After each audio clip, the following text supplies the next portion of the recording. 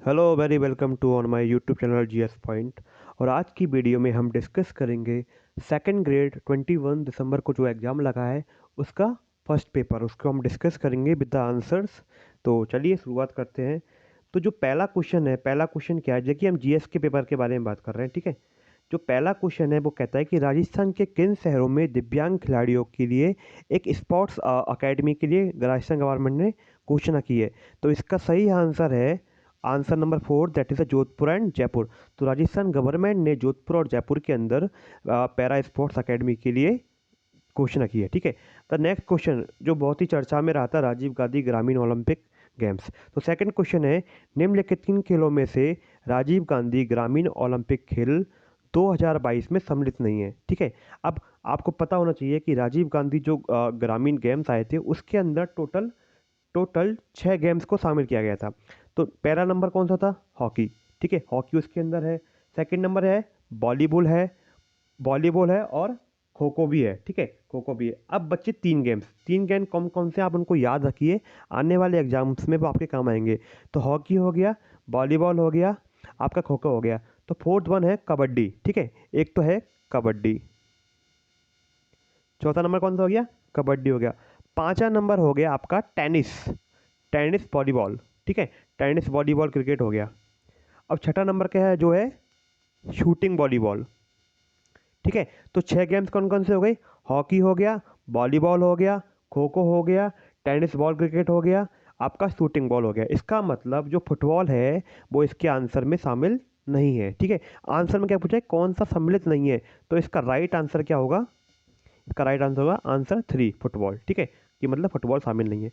Next question जो current affair से related है, रिसेंटली क्या हुआ है, अगस्त 2022 में किसे राजस्थान का चीफ इलेक्शन कमिश्नर डिक्लेयर किया गया है? तो इसका राइट आंसर है answer number A, option number A, Madhukar Gupta, ठीक है।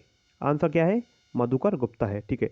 अब आते हैं फोर्थ क्वेश्चन पे। तो फोर्थ क्वेश्चन क्या है, वर्ष 2022 के लिए वर्ष 2022 के लिए राजस्थान में किन शिक्षकों को राष्ट्रीय शिक्षक पुरस्कार प्रदान किया गया है, ठीक है। अब मैं आपको बता दूं कि 5 सितंबर जो कि क्या होता है, जिस दिन शिक्षक दिवस होता है उस दिन भारत के प्रेसिडेंट श्रीमती राष्ट्रपति मुर्मू जी ने हमारे राजस्थान से 2 शिक्षकों के लिए क्या दिया? शिक्षक पुरस्कार दिया। अब वो 2 शिक्षक कौन कौन से हैं? तो इसका राइट आंसर क्या है? Option number 2, that is a Durga Muwal और सुनीता गोलाटी। अब हम थोड़ा सा दुर्गा मोबाल के बारे में बात करें कि जो दुर्गा मोबाल है वो उदयपुर उदयपुर के अंदर वो क्या करते हैं? टीचिंग प्रोवाइड करते हैं। उनका मेन फील्ड क्या बरक रहा है? उन्होंने ट्राइबल्स जो बच्चे हैं उनको क्या दी? ज़्यादा से ज़्यादा टीचिंग प्रोवाइड की, मतलब ट्राइबल्स एरिया के अंदर एजुकेशन को क्या किया? बढ़ाया। अब बात करते हैं सुनीता गुलाटी। जो सुनीता गुलाटी हैं वो बीकानेर के अंदर क्या टीचर हैं, और वो क्या कराती हैं? जो डीफ होते हैं, मतलब जो बहरे बच्चे होते हैं, उन्होंने उस क्षेत्र के अंदर बढ़कर ज़्यादा से ज़्यादा बच्चों को क्या दी? Education provide the. उसके अचीवमेंट के आधार पर दुर्गाराम मोबाल एवं सुनीता गुलाटी को क्या मिला? राष्ट्रीय शिक्षक पुरस्कार प्रदान किया गया है। यह है आपका क्वेश्चन नंबर 4, ठीक है। अब नेक्स्ट क्वेश्चन आता है क्वेश्चन नंबर 5। क्वेश्चन नंबर 5 भी करंट अफेयर का है। क्या है? 8 सितंबर 2022 को किस देश के प्रधानमंत्री ने राजस्थान के अजमेर शहर में दरगाह की जियारत की? तो इसका आंसर है बांग्लादेश। जो बांग्लादेश की प्राइम मिनिस्टर है शेख हसीना जी, उन्होंने क्या की? भारत की यात्रा की, और इस यात्रा के दौरान वो अजमेर की दरगाह शरीफ में उन्होंने मत्था टेका, ठीक है। आंसर 5 क्वेश्चन का हो गया। अब क्वेश्चन नंबर 6 कि राजस्थान में, ये क्वेश्चन बहुत इंपॉर्टेंट है, इसको लगा लो आने वाले एग्जाम के हिसाब से। राजस्थान में महिला संचालित सहकारी बैंक स्थापित करने के लिए राजस्थान ने किस राज्य के स्त्री निधि क्रेडिट सहकारी संघ के साथ समझौता किया? अब इसका आंसर है तेलंगाना, ठीक है, तेलंगाना इसका आंसर राइट आंसर है। अब इसके बारे में हम थोड़ा डिस्कस कर लें क्या स्कीम से। तो राजस्थान के अंदर पहली बार बोला है, पहली बार पूरी तरह वुमेन्स के द्वारा संचालित क्या है? एक प्रकार का कॉर्पोरेशन फेडरेशन है जिसका नाम क्या है? स्त्री निधि। मतलब पूरी तरह से स्त्रियों के लिए है, और स्त्रियों के लिए क्या प्रोवाइड करेगा? फाइनेंशियल हेल्प प्रोवाइड करेगा। तो स्त्री निधि क्रेडिट कॉर्पोरेशन फेडरेशन सोसाइटी की है। अब इसका मेन पर्पस क्या है कि जो वुमेन्स के जो सेल्फ हेल्प ग्रुप्स होते हैं उनके लिए एक लोन फैसिलिटी प्रोवाइड की जाएगी, ठीक है। अब इसमें कौन कौन इसकी हेल्प कर रहा है? तो राजस्थान गवर्नमेंट का एक संस्था है राजीविका। मतलब राजस्थान गवर्नमेंट की कौन सी संस्था है? राजीविका। राजीविका क्या है? राजस्थान ग्रामीण आजीविका परिषद ने स्त्री निधि के साथ क्या किया है, एक एमओयू साइन किया है। और जो हम ये इस पे काम कर रहे हैं फेडरेशन पे, वो हम किस पे काम कर रहे हैं, किसके आधार पर कर रहे हैं, तेलंगाना के आधार पर काम कर रहे हैं। तो इसलिए इसका राइट आंसर क्या है, आंसर नंबर 1 जो कि है तेलंगाना। ठीक है, अब क्वेश्चन नंबर आता है 7।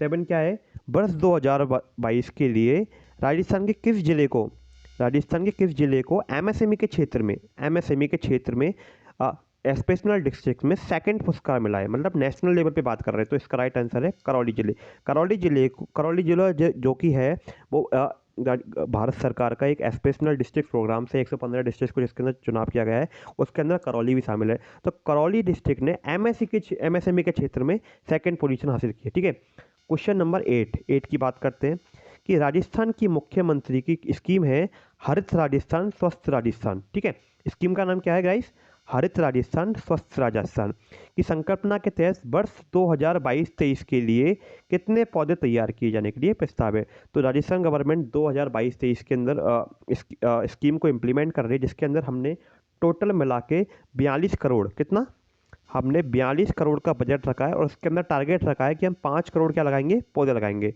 तो इसका आंसर क्या है, 5 करोड़। तो हमने 5 करोड़ पौधे तैयार करने के लिए क्या किया है, प्रपोजल किया गया है। क्वेश्चन नंबर 9 आता है, वित्तीय वर्ष 2022-23 में राजस्थान की इंदिरा गांधी शहरी रोजगार गारंटी योजना के लिए कितने रुपए का बजट के अंदर प्रोविजन किया गया है। तो ये किया गया है 800 करोड़ रुपए। ठीक है, तो इसका राइट आंसर क्या है, 800 करोड़ रुपए का प्रोविजन किया गया है।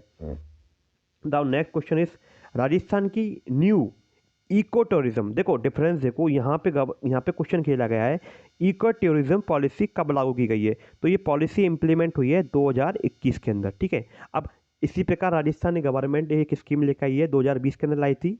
2020 के अंदर हम लाए थे टूरिज्म पॉलिसी।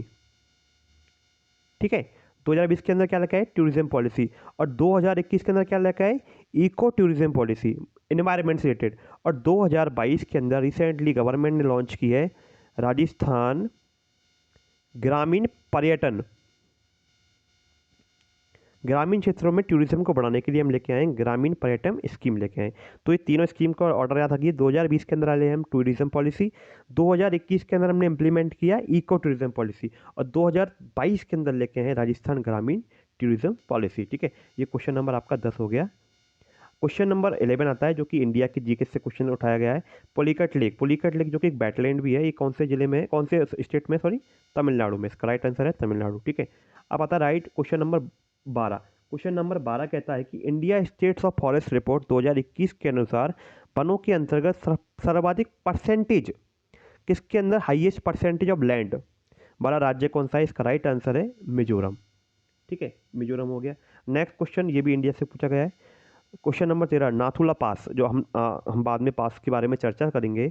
तो अभी क्वेश्चन क्या है, नाथुला पास भारत के किस राज्य में स्थित है। अब मैं आपको बता दूं जो नाथुला पास है वो हमारे सिक्किम राज्य में है। ठीक है, तो इसका राइट आंसर क्या है, सिक्किम में। क्वेश्चन नंबर 14 सर्वाधिक वर्षा के लिए प्रसिद्ध मासिन राम, हम बचपन से पढ़ते हैं कि मेघालय के अंदर सबसे ज़्यादा क्या होती है, बारिश होती है। तो जो सबसे ज़्यादा क्षेत्र है बारिश का मेघालय में, जिसका नाम क्या है, मासिन राम। ठीक है, उसका नाम क्या है, मासिन राम। तो राइट आंसर इज मेघालय। अब आता है क्वेश्चन नंबर 15। क्वेश्चन नंबर 15 थोड़ा एक डेप्थ में पूछा गया क्वेश्चन है। अक्सर हम राजस्थान के माइंस के बारे में पढ़ते हैं, बट यहाँ से क्वेश्चन पूछा गया इंडिया से। उसका माइंस का नाम क्या है, बेलाडीरा, जो कि एक आयरन आर्स की क्या है, खान है। ये भारत के किस राज्य में। अब जो मोस्ट ऑफ जो आयरन आर्स के या तो झारखंड में या इसमें छत्तीसगढ़ में, बट यहाँ पे झारखंड ऑप्शन नहीं था, तो यहाँ पे सीधा क्या मिल गया, छत्तीसगढ़। तो देखिए कई बार ऐसे क्वेश्चन को ऑप्शन से भी कर सकते हैं। तो उसका राइट आंसर क्या है, छत्तीसगढ़। ठीक है, क्वेश्चन नंबर 15 हो गया। क्वेश्चन नंबर 16 आपका साइंस से क्वेश्चन पूछा गया है। ध्वनि तीव्रता, काफ़ी इजी क्वेश्चन है। जो यूनिट यूज की गई है किसके लिए, साउंड की इंटेंसिटी के लिए। तो हम बचपन से पढ़ते हैं, इसका आंसर क्या है, डेसिबल। ठीक है, तो क्वेश्चन नंबर 16 हो गया। अब बात करते हैं क्वेश्चन नंबर 17 जो इन्वायरमेंट और ज्योग्राफी से पूछा गया है, इंडिया से क्वेश्चन पूछा गया है। काल बैसाखी पूछा गया है। ठीक है, तो काल बैसाखी के बारे में बात करेंगे। पहले बताओ इसका आंसर क्या है, पश्चिम बंगाल। अब बता दूं काल बैसाखी क्या है, जो मानसून से पहले पश्चिम बंगाल के अंदर और वेस्टर्न इंडिया के अंदर वेस्टर्न बंगाल की साइड क्या होती है, एक विंड्स चलती है। बेसिकली लोकल विंड्स होती हैं जो क्या करती है, मानसून से पहले विंड क्या करती है, बारिश को लेकर आती है। तो वहाँ पे इसको एक अच्छा माना जाता है। तो उसका नाम क्या है, काल बैसाखी। किसका नाम है काल बैसाखी, वहाँ की लोकल विंड का नाम है। कहाँ पे है, वेस्ट बंगाल के अंदर। तो राइट आंसर क्या है, पश्चिम बंगाल है। ठीक है, क्वेश्चन नंबर 17 हो गया। क्वेश्चन नंबर 18, क्वेश्चन नंबर 18 काफ़ी अच्छा क्वेश्चन पूछा गया है, अच्छे लेवल क्वेश्चन है। नॉर्मली ऐसे क्वेश्चंस कम देखने को मिलते हैं। तो क्वेश्चन में क्या है, जनसंख्या प्रवास में फुटकर व्यापार गुरुत्वाकर्षण नियम का प्रतिपादन सबसे पहले किया है। इसको थोड़ा इंग्लिश में देखते हैं कि लॉ ऑफ रिटेल ग्रेविटेशन। तो इसका राइट आंसर क्या है, इसका आंसर है WJ रैली। अब लॉ ऑफ रिटेल ग्रेविटेशन क्या होता है, हम नॉर्मली इसको हम अपने आप से लिंक करके देंगे। नॉर्मली क्या होता है, हम जहाँ रहते हैं, हम मोस्टली हमारी टेंडेंसी क्या होती है, जो बड़ा रिटेल सेंटर्स होता है, मतलब जो एक तरह से थोक मान लो उसको आप छोटे टर्म में, जो बड़ा रिटेल सेंटर्स होता है, हमारी टेंडेंसी ये होती है, हम ज़्यादातर अपना घर का राशन एक बड़े रिटेल सेंटर के पास जाते हैं। दैट मीन्स जो बड़ा रिटेल सेंटर्स है वो अपने ऊपर क्या करता है, अट्रैक्ट करता है। तो ठीक है, आप इसको एग्जांपल समझिए कि ए है जो हमें एक तरह से हम कम्युनिटी है, और जो बी है वो हमारी एक कॉलोनी के अंदर क्या है, एक बड़ा रिटेल सेंटर है। ठीक है, अब इसके अलावा बहुत सारे और भी छोटे छोटे शॉप्स हैं, बट हमारी टेंडेंसी क्या होती है, इनको छोड़कर हम एक बड़े सेंटर्स के पास जाते हैं ताकि चीज़ें हमें क्या मिले, सस्ती मिले। तो अब हो क्या रहा है, जो ए और बी के बीच में क्या हो रहा है, आपस में अट्रैक्शंस हो रहा है, मतलब जो बी है वो ए को क्या कर रहा है, अपनी ओर अट्रैक्ट कर रहा है। तो यही क्या है, लॉ ऑफ रिटेल ग्रेविटेशन। ये किसने दिया, WJ रैली ने दिया। ठीक है, क्वेश्चन नंबर 18 हो गया। क्वेश्चन नंबर 19 के बारे में बात करते हैं। 19 क्या है, भारत में 19 क्या क्वेश्चन है कि भारत के अंदर 2021-22 में सकल जोड़े गए मूल्य में एग्रीकल्चर से रिलेटेड पूछा गया है। किसके बारे में क्या है, अभी देखो क्वेश्चन पढ़ना बहुत जरूरी है। यहाँ पे बात की है GDP की, नहीं बात की है, यहाँ पे बात किसकी की है, GBA। यहाँ बात की गई है, एक मिनट, GBA की। GBA और GDP दोनों अलग अलग है। ठीक है, अभी हम बात करते हैं GBA की। तो GBA की इसका जो एग्रीकल्चर का कितना परसेंट था, 18.8%। अब मैं आपको थोड़ा और इन्फॉर्मेशन दे दूं, तो on the basis of GBA के आधार पर हमारा सबसे कम किसका रहा है, एग्रीकल्चर का। वो आपने कितना पढ़ा, 18.8। ठीक है, 18.8 हो गया। अब बात करें किसके बारे में, इंडस्ट्री, आपकी इंडस्ट्री के बारे में, तो उसका कितना परसेंट हिस्सा है, इंडस्ट्री का है 28.2%। मैं ये सारी बात कर रहा हूँ GBA के आधार पर। ठीक है, और सबसे ज़्यादा जो हिस्सा है GBA में वो किसका है, सर्विस का है। वो कितना है, 53%। तो क्या क्या पढ़ा हमने, सबसे ज़्यादा हिस्सा किसका है, सर्विस सेक्टर का, वो कितना है, 53। इंडस्ट्री का कितना है, 28.2, और एग्रीकल्चर का कितना है, 18.8%। यहाँ क्वेश्चन ने पूछा है पर्टिकुलरली किसके लिए, एग्रीकल्चर के लिए, कृषि संबंधित। तो उसका आंसर क्या है, 18.8% है। ठीक है, ये हमारा क्वेश्चन हो गया। अब बात करते हैं क्वेश्चन नंबर 20 की। क्वेश्चन नंबर 20 क्या कहता है, 1956 के औद्योगिक नीति प्रस्ताव में प्रथम वर्ग के उद्योग के संबंधित कौन सा विकल्प सही है। अब हमें पता है कि जब गवर्नमेंट आई थी तो वो एक प्लानिंग कमीशन आया था 1950 में। तो वो क्या किया, उसने 5 ईयर्स से क्या किया, प्लान्स बनाए गए। तो पहला प्लान जो आया था 51 से लेके 56 तक आया था, 56 से 60 तक अगला आया था। तो जो सेकेंड ईयर प्लान था उसमें बात की गई थी, उसको बोलते हैं महाबली स्नोबस मॉडल बोलते हैं। उसके अंदर हैवी इंडस्ट्री पे बात की गई थी। तो गवर्नमेंट ने किसको फोकस किया था, हैवी इंडस्ट्री। लेकिन अभी अभी देश आज़ाद हुआ था तो गवर्नमेंट का फोकस था जो हैवी इंडस्ट्री को वो हम कौन चलाए, हम गवर्नमेंट चलाए। अगर हमने प्राइवेट लोगों के हाथ में दे दिया तो वो फिर से क्या हो जाएगा, एक फिर से गुलामी वाली बात हो जाएगी। तो गवर्नमेंट ने बोला कि उद्योगों पर सरकार का क्या हो, कंप्लीटली स्वामित्व हो। तो आंसर क्या है, 4th पॉइंट। ठीक है, आप समझ गए। 1956 के अंदर जो गवर्नमेंट पॉलिसी लेके आई, गवर्नमेंट का पूरा फोकस था जो भी हम इंडस्ट्री लगाएं हम उसको पूरे अपने बेसिस पे लगाएं, उसका कंट्रोल किसके पास हो, पूरा हमारे पास हो। तो आंसर क्या है, 20। ठीक है, अब आते हैं क्वेश्चन नंबर 21 की। अब क्वेश्चन नंबर 21 क्या है, डॉल्फिन रिज। डॉल्फिन रिज है जो किसके अंदर है, आपके मिड ओशियन रीजन में। और मिड ओशियन रीजन कहाँ है, मिड ओशियन रीजन कहाँ है, आपके अटलांटिक महासागर के अंदर। तो आंसर क्या होगा, 1। अब बात करते हैं क्वेश्चन नंबर 22। ये क्वेश्चन अच्छा है, काफ़ी बार एग्जाम से ज्योग्राफी में पूछा जाता है, हॉर्स लैटिट्यूड। अब बच्चा क्या करता है, इस क्वेश्चन के बर्ड से खेल जाता है। यहाँ सोच के हम सोचता है कि आखिर ये है किससे है।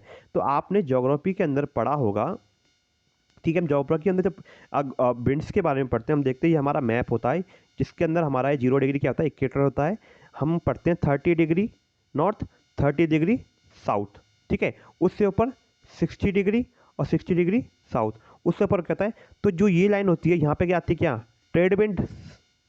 ठीक है, ट्रेड विंड आती है। हाँ, अब हमारे 30 डिग्री पे क्या होता है, इसको बोलते हैं हॉर्स लैटिट्यूड, और इसको क्या बोलते हैं, 30 को हॉर्स लैटिट्यूड। तो यहाँ पे चलती है वेस्टर्लीज, यहाँ पे क्या करती हैं, पोलर विंड्स चलती है, ठीक है, पोलर्स। तो यहाँ होती है पोलर ईस्टर्लीज, यहाँ होती है पोलर वेस्टर्लीज। तो जो हॉर्स लैटिट्यूड है वो किससे रिलेटेड है, हमारी विंड से, ठीक है। ये क्या हो गया, हॉर्स लैटिट्यूड। तो क्वेश्चन क्या है, देखिए क्वेश्चन पढ़िए, हॉर्स लैटिट्यूड किससे संबंधित है, ग्लेशियर से हमने बात नहीं की, बारिश से बात नहीं की, डेजर्ट से बात नहीं की। तो इसका राइट आंसर क्या है, क्वेश्चन नंबर आंसर नंबर 4 जो कि है पवन से, ठीक है। तो ये 22वां हो गया। अब आता है next question, question number 23। Question number 23 कहता है कि निम्न में से, ये इकोनॉमी का क्वेश्चन है, कौन से ईयर के अंदर भारत के अंदर विदेशी व्यापार जो था वो क्या रहा था, पॉजिटिव में रहा था। अभी हमारा क्या है, अभी हम क्या करते हैं, हमारा इम्बैलेंस है, दैट मीन्स हम अभी चीज़ों को इम्पोर्ट ज़्यादा करते हैं और एक्सपोर्ट कम करते हैं। लेकिन ऐसा कौन सा ईयर था जहाँ पे भारत ने एक्सपोर्ट ज़्यादा किया और इम्पोर्ट कम किया, वो आपका ईयर है 1967 से 1976 से 1977, ठीक है। तो आंसर नंबर 1। अब बात करते हैं क्वेश्चन नंबर 1 की, 4th की। क्वेश्चन नंबर 4 कहता है कि भारत सरकार के द्वारा जो 1919 का एक्ट आया था उसके अंदर कौन से विषय को केंद्रीय विषय में शामिल किया गया। तो उसका राइट आंसर क्या है आपका, बैंकिंग एंड इंश्योरेंस, ठीक है। जो बैंकिंग और इंश्योरेंस को है उसका कौन सी फील्ड में शामिल किया, गवर्नमेंट ने सेंटर फील्ड में शामिल किया, ठीक है।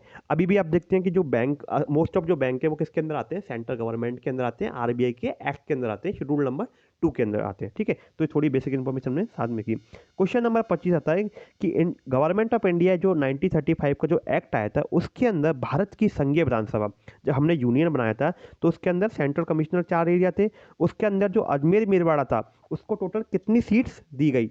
तो इसका राइट आंसर क्या है, टोटल कितनी सीट्स दी गई, 1 सीट दी गई। अजमेर मेरवाड़ा को केवल 1 सीट का अलोकेट किया गया था, ठीक है। क्वेश्चन नंबर 26, 2021-22 के फर्स्ट हाफ में भारत के सेवा क्षेत्र में, भारत के सर्विस सेक्टर में टोटल एफडीआई, कितनी एफडीआई भारत के अंदर आई। तो इसका राइट आंसर है, क्या है इसका राइट आंसर, 54% हमारी क्या आई, एफडीआई आई। अब ठीक है, अब बेसिक इन्फॉर्मेशन बात करते हैं एफडीआई के बारे में कि अभी हम आपको जानना जरूरी है कि भारत के अंदर सबसे ज़्यादा एफडीआई कौन सी कंट्री से आती है। तो उसका फर्स्ट ऑप्शन क्या है, सबसे ज़्यादा जो भारत के अंदर एफडीआई आती है वो आप आती है सिंगापुर से, ठीक है। सेकंड नंबर पे जो एफडीआई भारत में आती है वो आती है आपके यूएसए से, और थर्ड नंबर पे जो एफडीआई आती है वो आती है आपकी मॉरिशियस से। अब कितना कितना इनका परसेंट आता है वो बात करेंगे। तो सिंगापुर से 27% एफडीआई आती है, अमेरिका से 18% आती है, अब मॉरिशियस से 16% आती है। अब कभी भी क्वेश्चन एफडीआई के बारे में आए, एफडीआई के ऑर्डर के बारे में आए, तो आपका रखना है अभी प्रेजेंट में सबसे ज़्यादा एफडीआई कहाँ से आ रही है, सिंगापुर में आ रही है। और सबसे ज़्यादा किस क्षेत्र में आती है, वो आती है आपके सर्विस सेक्टर में। इसलिए सर्विस सेक्टर के अंदर टोटल कितनी एफडीआई, 54% एफडीआई, ठीक है। क्वेश्चन नंबर अब बात करते हैं 27 की। 27 कहता है कि भारत में 16 जनवरी 2016 को कौन सी फील्ड में उद्यमशीलता एवं नवाचार के लिए एक मजबूत और समावेशी पारिस्थितिक तंत्र तैयार करने एवं भारत को एक रोजगार सजग देश में रूपांतरित करने के लिए शुरू की गई थी योजना। मतलब गवर्नमेंट का फोकस था कि भारत के लोग अपना एक न्यू स्टार्टअप्स खोलें, ताकि क्या करें, देश के अंदर रोजगार भी पैदा हो, साथ ही साथ फाइनेंशियली उनको क्या मिले, एम्पावर हो। अब इस स्कीम का नाम क्या है, स्टार्टअप इंडिया, ठीक है। अब कई बार देखो आपको देखने में, पहली बात तो जो ऑप्शन एलिमिनेट करने, ऐसे आंसर क्वेश्चंस के अंदर हमें ऑप्शन एलिमिनेट करने, तो ऑप्शन नंबर जो 3 है वो देखती है एलिमिनेट हो गया, क्योंकि यहाँ पे रोजगार से रिगार्डिंग बात नहीं की गई, रोजगार प्रोड्यूस नहीं कर रहा है, यहाँ पे एक प्रोडक्ट को क्या किया जा रहा है, एम्पावर किया जा रहा है। तो ये तो ऑप्शन 4 कट गया। अब देखो 1, 2 और 4 जो आपको देखने में सिमिलर लग रहे हैं, तो हमें थोड़ा अब यहाँ पे खेल आता है डेट्स का। अब मैं बात करें तो इसका आंसर क्या है, स्टार्टअप इंडिया। अब बात करें इन्वेस्ट इंडिया की, तो इन्वेस्ट जो इंडिया स्कीम थी ये ऑलरेडी 2009, इस स्कीम को 2009 में लॉन्च कर दिया गया था। स्कीम का पर्पोज था कि भारत के अंदर ज़्यादा से ज़्यादा क्या है, इन्वेस्टमेंट आए, और मिनिस्ट्री ऑफ कॉमर्स और इंडस्ट्री ने इसको लॉन्च किया था। तो ये तो 2009 की पुरानी स्कीम। अब बात करते हैं स्टार्टअप इंडिया, इसकी डेट आपको पता लग गया कितनी, 2016 इसकी क्या है, डेट है, ठीक है। और अगर बात करें वन डिस्ट्रिक्ट वन प्रोडक्ट की, तो इस स्कीम को लॉन्च किया गया था जनवरी 2018 से, और यूपी में इसको स्टार्ट किया गया था सबसे पहले। और जो मेक इन इंडिया स्कीम है, ये स्कीम आई थी 2014, जब मोदी गवर्नमेंट का फर्स्ट टेन्योर आया था, उसके अंदर गवर्नमेंट ने इसको एज ए एम्बिशियस के रूप में लॉन्च की थी, ठीक है। तो हमने इसके बारे में इंफॉर्मेशन की। अब आता है क्वेश्चन नंबर 28। क्वेश्चन नंबर 28 कहता है कि क्वेश्चन नंबर 28 काफ़ी अच्छा क्वेश्चन है, आपको थोड़ा आर्टिकल्स के बारे में याद भी रखना पड़ेगा। क्वेश्चन नंबर 28 है, भारत के संविधान के आर्टिकल 17 के अंदर विधि के अनुसार दंडनीय शब्दावली के प्रभावी बनाने के लिए भारत को संसद क्या बनाती है, कानून बनाती है। अब भारत की संसद के पास कानून बनाने का जो अधिकार है वो कौन से आर्टिकल में, ठीक है। अब देखो, अब पहले पहली बात तो हम आर्टिकल्स एलिमिनेट करते हैं। अब आर्टिकल 35A, 35A आर्टिकल आपने काफ़ी चर्चा में सुना होगा, और गवर्नमेंट ने इसको क्या कर दिया, खत्म कर दिया गया। Article 35A is related to किससे, 370, धारा 370, जो कि किसके रिलेटेड है, जम्मू कश्मीर को स्पेशल प्रोविजन देती है। तो यहाँ से आर्टिकल 35A तो कट गया, ठीक है। अब बचते हैं 33, 34, 35 1A। अब आर्टिकल, इसका राइट आंसर क्या है अभी देखिए, 35 1A। अब बात करते हैं कि 35 1A क्या है। 35A तो हमने इरेज कर दिया। 35A पार्ट सेकंड, वो जब अगर मान के चलो जो भी फंडामेंटल रिलेटेड से रिगार्डिंग जो भी कानून बनाएगी, वो स्टेट गवर्नमेंट ना बना के कौन बनाती है, पार्लियामेंट बनाती है। और पार्लियामेंट के बाद वो पावर किसके अंदर है, वो पावर है आर्टिकल 35 के सेकंड प्रोविजन में। अब बात करते हैं आर्टिकल 33 क्या है। आर्टिकल 33 बोलता है कि पार्लियामेंट के पास पावर है कि वो फंडामेंटल राइट्स को रेस्ट्रिक्ट कर सकती है। किस किस के, वो मिलिट्री को रेस्ट्रिक्ट कर सकती है कि भाई मिलिट्री वालों को बोले कि आप स्ट्राइक ना कर सकते हैं। सिमिलरली पुलिस वालों को भी बोल सकते हैं कि आपके पास स्ट्राइक करने का अधिकार नहीं है। तो ये आर्टिकल 33। आर्टिकल 34 स्पेशल प्रोविजन है किसमें, मार्शल लॉ। जब भी देश के अंदर किसी भी पार्ट में मार्शल लॉ लगता है तो वहाँ पे आर्टिकल 34 के प्रोविजंस को क्या किया जाता है, इम्प्लीमेंट किया जाता है, ठीक है। आपने यहाँ पे चारों आर्टिकल के बारे में मैंने आपको बता दिया है। अब क्वेश्चन आता है क्वेश्चन नंबर 29। अब आपको इसमें मैच द फॉलोइंग करनी है, ठीक है। मैच द फॉलोइंग करनी है कि कौन से जो गवर्नमेंट ऑफ इंडिया एक्ट 1935 आया है उसके अंदर प्रोविंस थी, उस प्रोविंस में टोटल कितनी कितनी सीटें उनको अलोकेट की गई थी, ठीक है। अब बात करते हैं, देखो ऐसे क्वेश्चंस को क्या होते हैं, कई बार हम ज़्यादा फैक्चुअल इन्फॉर्मेशन गैदर नहीं कर पाते हैं, तो ऐसे क्वेश्चन को देखिए आप घबराइए नहीं, इसको हम थोड़ा ट्रिक से करेंगे। अब आपने अगर गवर्नमेंट ऑफ इंडिया एक्ट पढ़ा है तो आपको एक बेसिक इन्फॉर्मेशन होगी। तब उस टाइम जो बड़े बड़े प्रोविंस थे वो मेनली थे मद्रास, बॉम्बे थे, तो मद्रास और बॉम्बे थे। तो जो मद्रास प्रोविंस था, क्या बोला मैंने, जो मद्रास प्रोविंस था उस टाइम क्या थोड़ा एक बड़ा प्रोविंस था, और जितना बड़ा प्रोविंस होता है उसको उतनी ज़्यादा क्या मिलती है, सीटें मिलती हैं। अब मद्रास की मैच करें तो सबसे ज़्यादा सीटें कौन सी है, 20। तो मद्रास के पास कितनी सीटें थी, आंसर क्या होगा, मद्रास के पास 20 सीट है, ठीक है। तो ए को मैच कर दिया किससे, 3 से, ठीक है। अब देखिए ए को मैच कर दिया, सॉरी ए को मैच कर दिया सेकंड से। अब देखो कि किस किस में ए का सेकंड ऑप्शन है, तो आपको देखते पता लग गया कि यहाँ पे डायरेक्ट आपको एक ही ऑप्शन मिल रहा है, मतलब ऑप्शन ये एलिमिनेट, ये एलिमिनेट, ये एलिमिनेट। या तो आप ऐसे कर लो, ठीक है। अगर आपको और करना है तो जो मद्रास के बाद सबसे बड़ा प्रोविंस कौन सा था, बॉम्बे। तो अब देखिए जब 20 सीटें मद्रास को मिल गई तो बॉम्बे को उससे कम मिलेंगी, तो बॉम्बे को कितनी मिलनी है, 16। तो ऑप्शन क्या हो गया, सेकंड और फोर्थ। इसका मतलब answer third is the right answer, ठीक है। Question number 30 is a very good question. आप नॉर्मली पॉलिटी पढ़ते हो तो इतना डेप्थ के अंदर क्वेश्चन यहाँ से उठाया गया है, तो थोड़ा एक अच्छा क्वेश्चन है। क्योंकि कॉन्स्टिट्यूशन जब हमारी असेंबली बनी थी तो उसके अंदर काफ़ी सारी कमेटीज अलग अलग फंक्शंस के लिए फॉर्म की थी, लगभग 13 कमेटी थी। तो यहाँ से क्वेश्चन पूछा गया है कि रूल्स कमेटी कि जो कॉन्स्टिट्यूशन असेंबली है उसका मेंबर कौन नहीं है। तो इसका आंसर है मेहर चंद जो खन्ना जी हैं, वो इसके क्या थे, मेंबर नहीं थे, ठीक है। तो ऑप्शन 30 का आंसर क्या हो गया, ए हो गया। अब बात करते हैं क्वेश्चन नंबर 31 की। Question number 31 is a very good question. इसमें बोला है कि जो भारत सरकार गवर्नमेंट जो इंडिया है उसने रूल्स बनाया है 1961, इसके तहत निम्न में से कौन सा मामला केवल भारत के जो राष्ट्रपति के समक्ष प्रस्तुत किया जा सकता है। मतलब ऐसा कौन सा केस है जिसमें भारत के राष्ट्रपति के सामने उसको सबमिट करना जरूरी है, ठीक है। तो आर्टिकल 72 के अंदर क्या होता है, ग्रांट दी जाती है, मतलब क्षमा माफी दी जाती है, या सजा में क्या होता है, कमी की जाती है। तो ऐसे केस के लिए जब गवर्नमेंट किसी को सजा कम करनी होती है तो वो सीधा मामला आता है राष्ट्रपति के पास, मतलब आर्टिकल 72 राष्ट्रपति के पास अपने पास क्या करता है, पावर को होल्ड करता है, ठीक है। तो इसका ए आंसर तो बिल्कुल सही है, ए आंसर तो बिल्कुल सही है। अब देखो ए आंसर कौन कौन से में मिल रहा है, तो सी और डी, तो सी और डी सही है, तो आपका ये वाला आंसर तो, ये वाला ऑप्शन तो एलिमिनेट, मतलब सी और डी तो नहीं होगा, केवल डी सही है। अभी इनको देखना जरूरी है। अब देखो आपको पास डी सही है, ये भी गलत, इसको देखेंगे। इसका मतलब आंसर आपका जो होगा 1, 2 और 4 में से होगा। 3 ऑप्शन तो आप, तीसरा ऑप्शन तो आपका एलिमिनेट हो गया। अब question number, sorry option number B देखो कि भारत का जो अटॉर्नी जनरल होता है, जब वो क्या करता है, उसका अपॉइंटमेंट हो गया, ठीक है, रेजिग्नेशन हो गया, रिमूवल होता है, वो किस पद से हटाया जाना, वो कौन हटाता है, देखो हटाता है। लेकिन आपको एक चीज़ बता दूँ, जो हमारा अटॉर्नी जनरल होता है अंडर आर्टिकल 76, उसको अपॉइंटमेंट किया जाता है राष्ट्रपति के द्वारा, ठीक है। वो अपना रेजिग्नेशन देगा राष्ट्रपति को, और उसको रिमूवल भी कौन करेगा, राष्ट्रपति को। लेकिन ना क्वेश्चंस की लैंग्वेज समझो, इन्होंने बोला है कौन से मामले के अंदर राष्ट्रपति के समक्ष उसको प्रस्तुत किया जाता है। तो प्रस्तुत नहीं कहता, जो अटॉर्नी जनरल होता है उसको राष्ट्रपति कभी भी अपने मन से हटा सकते हैं। किसी प्रकार का उसको प्रस्तुत करने की जरूरत नहीं है। राष्ट्रपति के अगर मन में आए तो वो अटॉर्नी जनरल को एनी टाइम, हमारे कॉन्स्टिट्यूशन के अंदर कोई ऐसा प्रोसीजर नहीं है जब चाहे राष्ट्रपति उसको हटा सकते हैं, इसलिए बी ऑप्शन तो होगा ही नहीं। ठीक है, यहाँ से सब क्लियर करना जरूरी है, इसका मतलब बी ऑप्शन आपका नहीं होगा। ठीक है, तो बी गया। अब आता है भारत के जो उच्चतम न्यायालय के जो जुडिशरी होते हैं, उनकी अपॉइंटमेंट, उनका पद त्याग और उनको पद से कौन हटाया जाना है। ठीक है, अब अपॉइंटमेंट कौन करता है?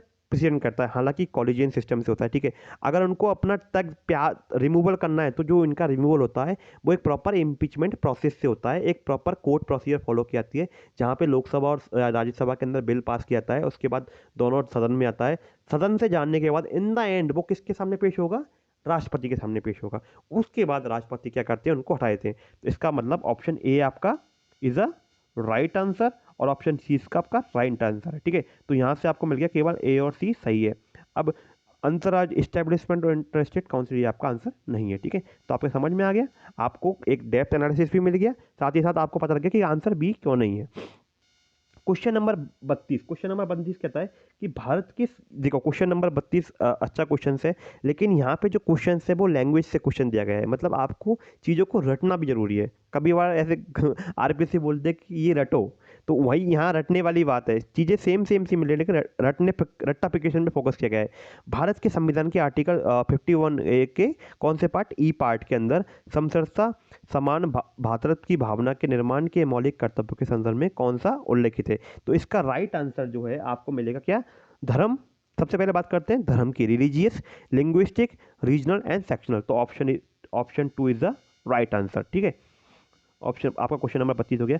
क्वेश्चन नंबर 33, क्वेश्चन नंबर 33 अच्छा क्वेश्चन है। भारत के आर्टिकल 41 के अंदर कुछ मामलों में जो हमको लोक सहायता दी जाती है, मतलब पब्लिक असिस्टेंस के बारे में बात करती है, तो उसके अंदर कौन किस किस को पब्लिक असिस्टेंस नहीं मिलती है? तो पहले तो बात करते हैं आर्टिकल 41 की। तो आर्टिकल 41 टॉक अबाउट किसके बारे में करता है कि हम आर्टिकल 41 के अंदर है कि स्टेट गवर्नमेंट की ये ड्यूटी बनती है कि वो लोगों को क्या दे दे, लोगों को कार्य दें, वर्क दें, उनको एजुकेशन दें, और ऐसे लोगों को पब्लिक असिस्टेंस दें जिनको ज़रूरत है। तो कौन कौन को किस किस को दें? ओल्ड एज वालों को दें, सिकनेस लोगों को दें और अनएम्प्लॉयड को दें। इसका मतलब इस क्वेश्चन के अंदर जो 31 के अंदर वन ऑप्शन है वो इसके अंदर शामिल नहीं है। ठीक है, 33 हो गया। 34 की बात करते हैं। कौन सी क्वेश्चन थोड़ा ये भी ट्रिकी क्वेश्चन है, नॉर्मली फैक्चुअल बेस्ड क्वेश्चन है। ये कौन सी निम्न में से कौन दी स्वतंत्र पार्टी एंड कंजर्वेटिव नामक पुस्तक के लेखक है? तो इसके लेखक हैं अडमैन, हार्वर्ड एंड अडमैन। तो इसका राइट आंसर क्या है? Option number 2। ठीक है, ऑप्शन नंबर 35 के बारे में बात करते हैं कि भारत में से कौन से समूह का सदस्य नहीं है? तो इंडिया ऑस्ट्रेलिया समूह का पार्ट है, MTCR का पार्ट है, आपके बॉसिनर समूह का पार्ट है, लेकिन अभी तक भारत ने NSG की क्या की है? मेंबरशिप हासिल नहीं की, और गवर्नमेंट चाहती भी नहीं है, हमारी इंडियन गवर्नमेंट, कि हम NSG में शामिल हो, क्योंकि हमारा फोकस क्या है? हम न्यूक्लियर एक्सप्लोरेशन करें ताकि देश के अंदर फ्यूचर में कभी ये काम आ सके, इसलिए भारत NSG के अंदर शामिल नहीं हुआ। ठीक है, third question number 36, question number 36 क्या है कि भारत के संविधान के कौन से आर्टिकल्स में प्राइम मिनिस्टर का उल्लेख है? काफ़ी अच्छा क्वेश्चन है। ऐसे क्वेश्चन को हम क्या कर सकते हैं? एलिमिनेट भी कर सकते हैं। तो ठीक है, सबसे पहले एलिमिनेट करते हैं। तो आर्टिकल 76 आपको पता है कि भारत की किससे रिलेटेड है? अटॉर्नी जनरल, दैट इज महान्यायवादी। तो इसको देख के पता लग गया कि ये वाला ऑप्शन तो होगा नहीं, ऑप्शन 2 रिजेक्ट हो गया। अब 74-75 के अंदर क्या है? प्रधानमंत्री का उल्लेख है। 74 कहता है कि भारत के अंदर क्या होगी? हमारे संविधान में लिखा है कि there is a council of minister होगी, काउंसिल ऑफ मिनिस्टर होगी, और उसको कौन हेड करेगा? ये 75 के अंदर है, उसको हेड करेगा कौन? Prime minister. इसका मतलब काउंसिल ऑफ मिनिस्टर होगी, वो प्राइम मिनिस्टर की एड एंड एडवाइस, जो प्रधानमंत्री जो हमारा होगा वो COA, मतलब काउंसिल ऑफ मिनिस्टर की एड एंड एडवाइस से क्या करेगा? काम करेगा। तो 74 और 75 में ये वाली बात हमने करी। ठीक है, अब बात करते हैं आर्टिकल 77 की। अब आर्टिकल 77 देखो क्या है? आर्टिकल 77 बोलता है कि गवर्नमेंट का जो कंडक्ट ऑफ बिजनेस कैसे होगा, गवर्नमेंट बिजनेस कैसे करेगी, मतलब गवर्नमेंट के अंदर काम कैसे होगा। तो इसके अंदर लिखा है कि जो भी एग्जीक्यूटिव एक्शंस होंगे, मतलब जो भी कार्यकारी गवर्नमेंट के एक्शंस होंगे, वो किसके नाम से होंगे? राष्ट्रपति के नाम से। मतलब यहाँ प्रधानमंत्री की चर्चा नहीं है, तो ये वाला ऑप्शन आपका रिजेक्ट। 77 नहीं है तो ये वाला रिजेक्ट। तो इसका राइट आंसर क्या है? आर्टिकल 74, आर्टिकल 75 और आर्टिकल 78। ठीक है, 78 क्या आर्टिकल है कि हमारा राष्ट्रपति होगा वो किससे कम्युनिकेट करेगा time to time, council of minister. और आपको पता है कि जो काउंसिल ऑफ मिनिस्टर है उसको हेड कौन करता है, प्राइम मिनिस्टर। तो मतलब 78 के अंदर प्रेसिडेंट और प्राइम मिनिस्टर के अंदर क्या रिलेशन है, तो यहाँ पे प्रधानमंत्री का उल्लेख किया गया है। तो आंसर क्या हो गया, 1 हो गया। ठीक है, क्वेश्चन नंबर 37। क्वेश्चन नंबर 37 इसलिए पूछा गया है क्योंकि रिसेंटली भारत के अंदर एक नई नेशनल पार्टी का क्या हुआ है, नई नेशनल पार्टी का आगमन हुआ है। मतलब भारत के अंदर एक नई नेशनल पार्टी बनी है, उसके बारे में बात करेंगे। पहले क्वेश्चन देखते हैं कि राजनीतिक दल ने 17वीं लोकसभा हेतु आम निर्वाचन में राष्ट्रीय कौन सी पार्टी ने हमें क्वेश्चन याद रखना है कि कौन सी पार्टी ने एज ए नेशनल पार्टी के रूप में भाग नहीं लिया है। तो मैं आपको बता दूं कि भारत के अंदर समाजवाद पार्टी जो ऐसी है, एसपी पार्टी, वो अभी तक उसको नेशनल पार्टी का दर्जा नहीं मिला है। तो इसका मतलब उसने भाग ही नहीं लिया है। अब ये तीनों रिमेनिंग जो तीनों पार्टी है वो क्या है, नेशनल पार्टी है। अब बात करते हैं कि भारत के अंदर कौन कौन सी ऐसी पार्टी है वो जिनको क्या मिला हुआ है, नेशनल पार्टी। ठीक है, इंपॉर्टेंट क्या है, करंट अफेयर से बनता है कि अभी भारत के अंदर टोटल कितनी नेशनल पार्टी है। भारत के अंदर टोटल नेशनल पार्टी है वो है आपकी 9 नेशनल पार्टी है। और 9th भी कौन सी है, आम आदमी पार्टी। आम आदमी पार्टी है वो आपकी नेशनल पार्टी बन गई है क्योंकि गुजरात के अंदर उसने सीट इलेक्शन किया। नेशनल पार्टी बनने के लिए एक पर्टिकुलर कंडीशंस होती है, उसको फुलफिल करना होता है। आप कौन कौन सी पार्टी बन बाई बन एक बार देख लेते हैं। तो आपकी जो पहली पार्टी नेशनल पार्टी है वो आपकी बीजेपी, जो करंटली गवर्नमेंट पार्टी है। ठीक है, आपकी इंडियन नेशनल कांग्रेस है, आपकी बीएसपी मायावती की बहुजन समाज पार्टी है। ठीक है, आपकी चौथी पार्टी है वो सीपीआई कम्युनिस्ट पार्टी है। और 5वीं पार्टी है वो है सीपीआई, वो भी सीपीआई है लेकिन कौन सी, मार्क्सिस्ट मार्क्सवादी जो पार्टी है वो 5वीं पार्टी है। अगली पार्टी जो आपकी है दैट इज 6 नंबर, वो है आपकी ममता बनर्जी वाली, all India TMC, Trinamool Congress की है। ठीक है, 7वीं पार्टी है आपकी एनसीपी। एनसीपी पार्टी देखो इस क्वेश्चन में भी आपका एनसीपी नेशनल कांग्रेस पार्टी से रिगार्डिंग पूछा गया है। ठीक है, 7वीं पार्टी हो गई। अब आपकी 8वीं पार्टी है वो कौन सी पार्टी है, नेशनल पीपल पार्टी, मतलब लोगों की पार्टी। और जो लेटेस्ट बने वो आपकी क्वेश्चन नंबर 9 है वो आपकी आम आदमी पार्टी। तो अभी याद रखना कि भारत के अंदर टोटल कितनी नेशनल पार्टी है, 9 नेशनल पार्टी है। तो आपका क्वेश्चन नंबर 37 हो गया। क्वेश्चन नंबर 38 की बात करते हैं कि वैश्वीकरण के अंदर किसने वैश्वीकरण को अमेरिका से रिलेटेड किया है, ग्लोबलाइजेशन को अमेरिकनाइजेशन किया है। तो इसका राइट आंसर है जोसेफ एन नायक। ठीक है, क्या राइट आंसर है इसका, इसका आंसर है जोसेफ एस नायक है। ठीक है, क्वेश्चन नंबर अब बात करते हैं, अब आपकी शिक्षा विधि से क्वेश्चन आने लग गए हैं। शिक्षा मनोविज्ञान शाखा है किसकी है, इसका आंसर है व्यवहारात्मक मनोविज्ञान की। ठीक है, अब बात करते हैं क्वेश्चन नंबर 40 की। आधिकारिक तौर पर भारत की यात्रा करने वाले पहले अमेरिकी राष्ट्रपति कौन थे, तो इसका आंसर है ड्वार्ट डी आइजनहावर। ठीक है, क्वेश्चन नंबर 41। क्वेश्चन नंबर 41 क्या है, निम्नलिखित में से नेशनल न्यूट्रल नेशन रिप्यूटेशंस कमीशन का अध्यक्ष था जिसने कोरियाई युद्ध में दोनों पक्ष के 20,000 से अधिक युद्ध बंदियों की नियति का फैसला लिया। ठीक है, तो ये कौन थे, हमारे के.एस. थिमैया।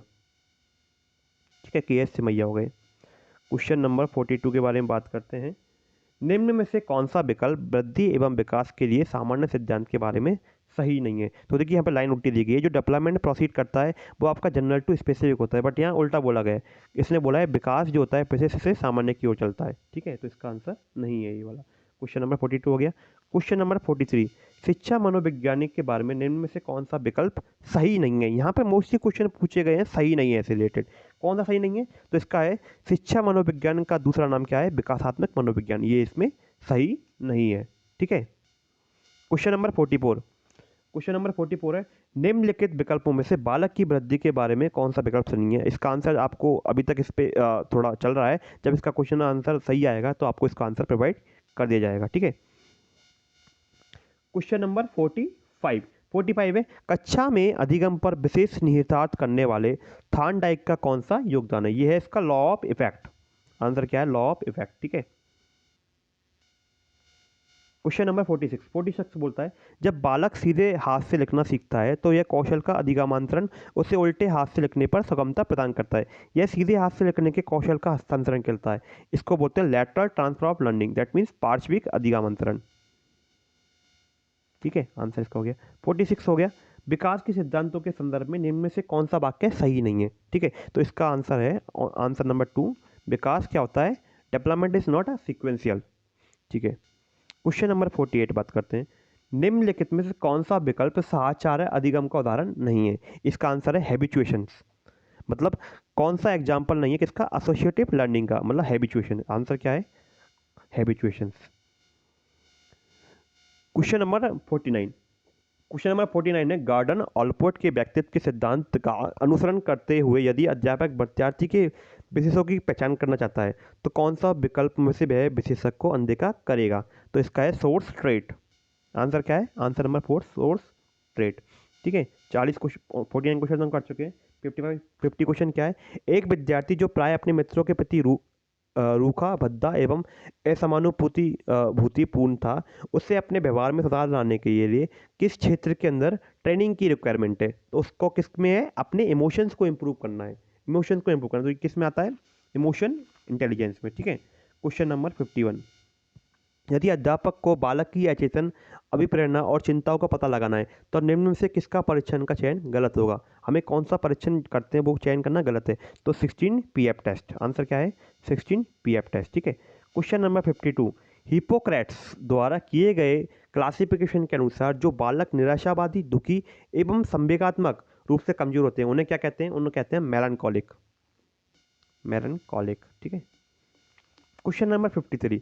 विद्यार्थी के निष्पादन पर सकारात्मक प्रतिक्रिया देकर उसे गर्वित अनुभव कराकर मास्लो की आवश्यकता पदानुक्रम प्रारूप के अनुसार शिक्षक निम्न में से विद्यार्थी की किस आवश्यकता की संतुष्टि कर रहा है? तो इसका आंसर है 53 का आंसर है 3 self esteem needs. Question number 54। Question number 54 का आंसर है, क्वेश्चन नंबर 54 का आंसर क्या है? आंसर नंबर 3 अपने अपसारी सोच की क्षमता का प्रयोग कर रहा है। ठीक है, क्वेश्चन नंबर 54 हो गया। Question number 55। निम्नलिखित विकल्पों में से कौन सा तत्व है जो थर्स्टन द्वारा प्रतिपादित बुद्धि का समूह तत्व सिद्धांत में सम्मिलित नहीं किया गया है? इसका आंसर है क्वेश्चन नंबर 1 मूल संबंधी तत्व। ठीक है, क्वेश्चन नंबर 55 हो गया। Question number 56। प्रकृति में, देखिए क्वेश्चन नंबर 56 के बारे में भी डिस्कस चल रहा है, जब आंसर इसको मिलेगा आपको प्रोवाइड कर दिया जाएगा। ठीक है, क्वेश्चन नंबर 56 हो गया। Question number 57। क्वेश्चन नंबर 57 कहता है निम्न में से कौन सा व्यवहार विद्यार्थी की उपलब्धि अभिप्रेरणा दर्शाता है? तो इसका आंसर है work hard to improve his performance. मतलब अपने निष्पादन स्तर में सुधार लाने के लिए ज़्यादा से ज़्यादा क्या करना? कठोर प्रयास करना। 57 हो गया। ठीक है, तो अगर आपको वीडियो पसंद आती है तो कृपया वीडियो को लाइक कीजिए, और जो भी एक्स्ट्रा इन्फॉर्मेशन आपको मैं प्रोवाइड कर सकता हूँ तो मैं कोशिश करूँगा। वीडियो को लाइक करते रहिए। चैनल को अगर आपने अभी तक सब्सक्राइब नहीं किया है सब्सक्राइब कीजिए। अभी हम 57 क्वेश्चंस की एक पार्ट डाल रहे हैं, इमीडिएटली हम सेकंड पार्ट भी इसके बाद अपलोड कर देंगे। Thank you for watching this video and thank you.